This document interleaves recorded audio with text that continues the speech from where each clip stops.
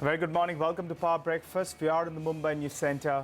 I'm Nigel D'Souza, and with me is Pavitra Parekh. Hey, Pavitra, good morning. Hi, Nigel. Good morning. It's looking like a weak start on Wall Street. We saw the Dow breach its three-day losing streak. So it's in the red. Asia is also off to a tepid start. We will track all of those markets in more detail going forward. But let's get started. Here are all of our top headlines. Wall Street ends mixed in overnight session with the Dow snapping its three-day winning streak. Modest gains across Asia in early trade. And IMF chief Christine Lagarde warns of slower growth, says that global growth has lost momentum amid rising trade tensions and tighter financial conditions. Adds that pauses in rate hikes will help boost activity in the second half of 2019. Jet Airways grounds 15 more aircraft as lenders fail to reach a consensus on releasing 1,500 crore rupees to the airline. The carrier's active fleet size shrinks with only 35 active planes as of last week.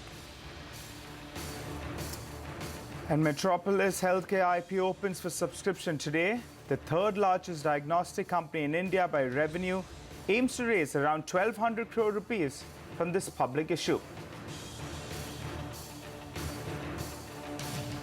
Well, Asian markets there opened up with some modest gains. This despite the tepid handover that we saw from Wall Street.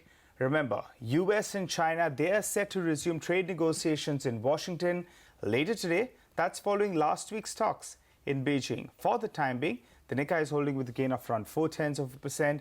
The dollar yen is holding steady at around 111.4. That's precisely the level that it was yesterday as well. So the yen is steady, but we have the Nikkei that's sitting with good gains. The Kospi as well, mild green out there. That's up close to around 0.2%.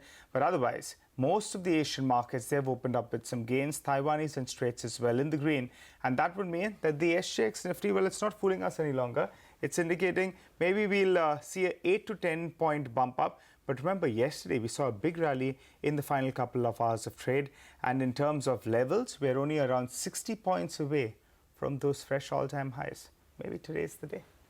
All right, so we are seeing tepid gains across Asia, but let's also take a look at how the US markets fared.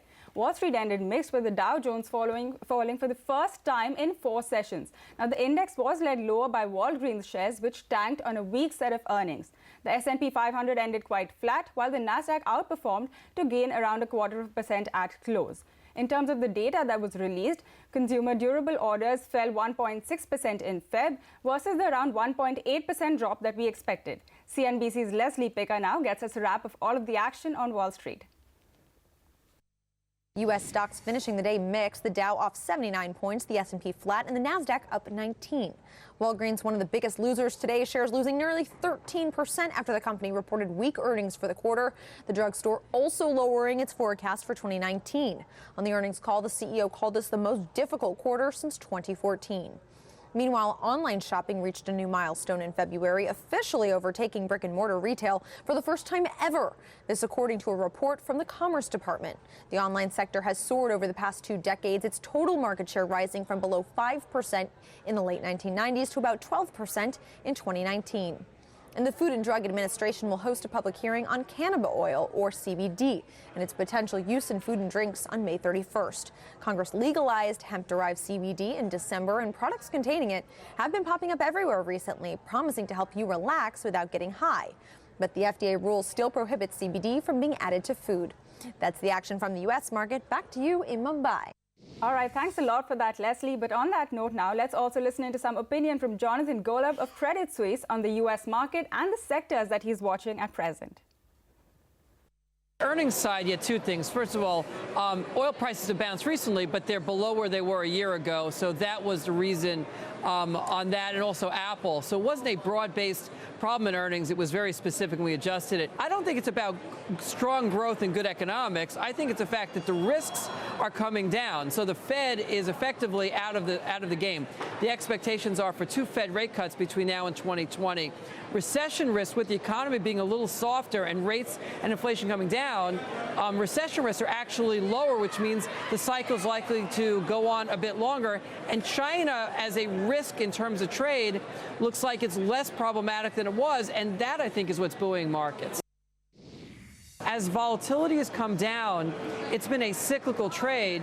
I think as this kind of moves through the latter half of the year, I think it's going to be stuff that's a little bit more defensive. So in the tech space, I think hardware is probably going to lag software in other areas. I think these comm service names may take a little bit more of a leadership role. And areas like healthcare, which are not really defensive, but a little more defensive, I think will probably do better in the second half.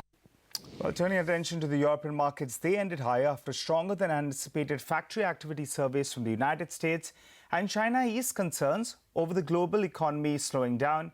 But on to Brexit developments then. Prime Minister Theresa May has said that she will seek a further delay to the process of leaving the European Union. She has offered to sit down with opposition leader Jeremy Corbyn to find a deal that both parties could agree on.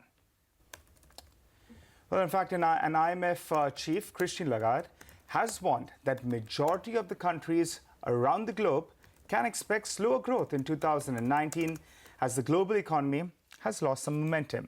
Speaking to CNBC's Sarah Eisen, she talks about the key risk and why this is a delicate moment for economies worldwide. Let's listen in. Because the growth is losing momentum. And it is losing the momentum that we had hoped for pretty much across the globe. We have 70% of the global economy that is slowing down. So compared with previous forecast, it's clearly going to be a little bit downgraded.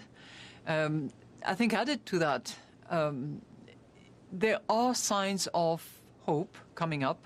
So we forecast that 2019, second half, early 2020 should be better placed, but with clear downside risks, which have to do with country-specific cases. What will happen to Brexit?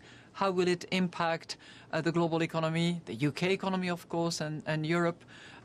Tensions on trade, which clearly have resonated negatively on the confidence index of many economic operators, which is still up in the air. We have good noises, but nothing is yet certain. And financial markets that are a bit jittery. They are quite positive at the moment because the financials are conducive to that, but possibly at risk of a change. Unless trade tensions go away, and go away for good and across the board, which would then clearly boost confidence, which would clearly encourage investment.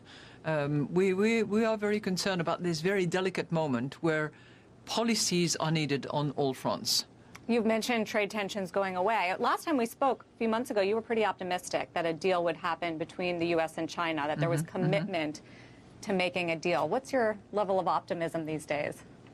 Well, a deal is a deal is a deal, and it's only done when it is signed, sealed, and delivered, as the old-style British lawyer would say. And it is not there yet. So I'm still optimistic. It's my nature anyway. And there is a clear impetus, a clear determination on both sides to move forward. And it's vitally important, because if there was no such deal, well, clearly there would be a very negative impact on both the Chinese economy, but also the US economy.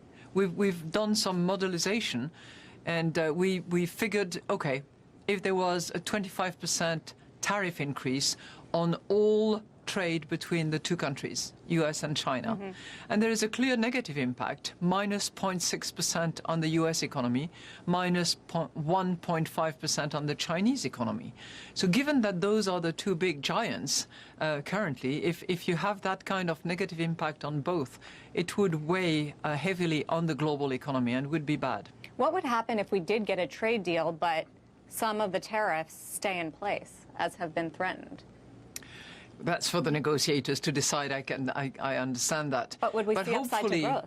Well, hopefully, the first thing is to have less uncertainty, number one. Because the business community can adjust, but they want to know how much, where it is, for how long. If there is a prospect that tariffs will eventually be removed over a period of time, maybe, that's already less uncertainty. If they understand that there will be respect of intellectual property and enforcement of the rules, that's less uncertainty. If they understand that transfers of technologies will be properly addressed and reduced in terms of expectations, that's less uncertainty. So all that should fuel more investment, more trade, less of that trepidation that we see at the moment. All right, so that was the IMF chief ringing a warning of slow global growth the world over. But let's shift focus now to the currency space. The dollar holds quite steady against the basket of major currencies as the recent bound in US bond yields has stalled.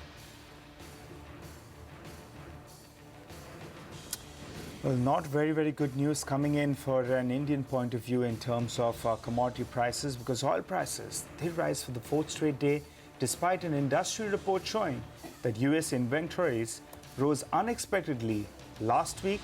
Meanwhile, supply cuts and US sanctions on Iran and Venezuela, that's what's continuing to support the market.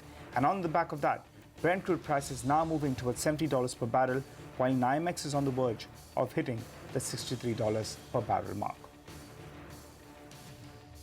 I would give it to Khalid Al-Falih. I mean, the Saudi oil minister, he kept saying in December, look what we do in Q1. You know, you have some questions about our credibility with this cut. The Saudis have been very relentless in driving down exports to the United States. So they've been incredibly disciplined in basically their strategy of getting prices higher. There are a couple of things I really want to watch. What does happen with Venezuela? Are there secondary sanctions imposed? Do we essentially say to India, to China, you can't take any Venezuelan barrels either? Actually, I mean, China has basically halved their Iranian imports. And if you look at India's made major reductions, if we say to Reliance, you can access the U.S. capital markets or you can take Venezuelan barrels, I think they'll leave the Venezuelan barrels on the sidelines. So that was all of the action from the commodity and currency space. But